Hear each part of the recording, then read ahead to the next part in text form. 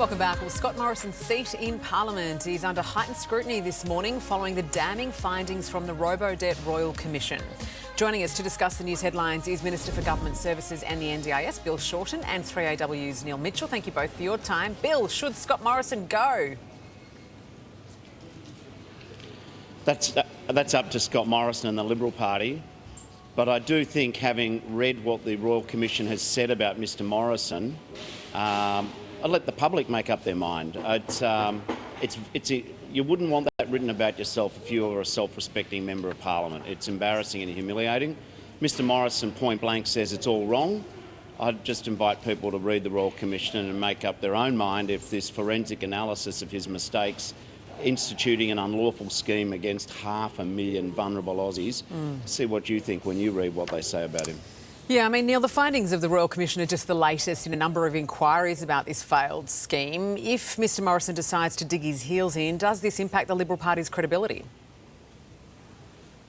Yeah, of course it does. Bill's being unusually restrained today. I think Scott Morrison should go, and I think Peter Dutton should tell him publicly to go. That should help to restore a bit of credibility. You can't... Look, we want the right people in Parliament committing to the people in the Parliament, and that's Scott Morrison on this judgment and various other judgments has lost the right to be there, I think. I mean, not legally, and it would cost over $1 million for a by-election, but to retain the integrity and the standing of the Parliament, I think we need to do it.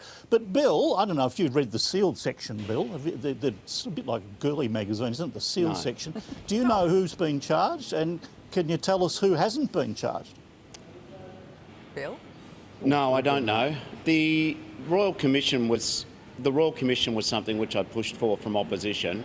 When we pushed for it, the Liberals said there was nothing to see here. Well, thank goodness we got it. But one thing I hadn't expected was the Royal Commission to say that there'll be a section to do with the potential prosecution and referral to other authorities about individuals against whom she's made an adverse finding. I've mixed emotions about that. I would like to know, but I also respect the Commissioner said that she didn't want to prejudice these prosecutions, and I guess there is a strong point there which you don't want to get in your own way, and I'd rather justice and accountability than just dropping names out there, but I can see why people would want to know them. Yeah, well, it's likely Sarah, in all seriousness, Sarah, Bill Shorten should be congratulated on this, and I don't do that often, but he's been running this very hard from the start, and he's done an excellent job, and he's been proven right by this Royal Commission report. My question to Bill now, though, is are you going to pay compensation to these people? They've had the $1.8 billion in repayment. Do they get compensation as well or not? The Royal Commissioner turned her mind to this. She made the following remarks, Neil. She said that a general sort of scheme would be administratively more costly to run than the money that would get paid out, because there's so many different individual sort of categories of people who were caught up in this unlawful scheme. She does, though, make a point which no doubt the lawyers are going to comb over pretty carefully about whether or not the elements of a tort of public misfeasance could be established. Yeah, I mean, so, look, needless to say, the lawyers have already started writing. So that I don't know if it's a closed topic yet, Neil, by what she said, but she was pretty clear that a general scheme wouldn't be the go here. The whole thing was very ugly and it should never, ever be repeated. All right, let's move on now. And Anthony Albanese has secured a $1 billion defence deal with Germany as he prepares to join his fellow world leaders for a major NATO summit. But he could face an icy reception after former PM Paul Keating lashed out at NATO's Secretary-General, calling him, among other things, a supreme fool. Bill, it feels a bit strange a defence deal with Germany, but nonetheless this is significant. Is there a chance Paul Keating's comments could impact it at all? No, I don't believe they would impact the deal. In terms of us supplying these Boxer armoured vehicles to Germany, it's one of the biggest defence supply agreements that we've got. I don't think it is actually strange. I think what it is it's addressing a long overdue topic in Australia, which is building our own sovereign capacity. We need to be able to build things from woe to go in this country. I remember we waved goodbye to the car industry under the last government. Now we've got the Germans buying a vehicle which was originally an armoured vehicle, which was originally designed in Germany. It was used during the Afghanistan conflict in Afghanistan by the Germans. We're building them out here and the Germans are buying them back off us. So I think that is a bit of a success. In terms of NATO, NATO's essentially a European alliance. They take an interest in the world.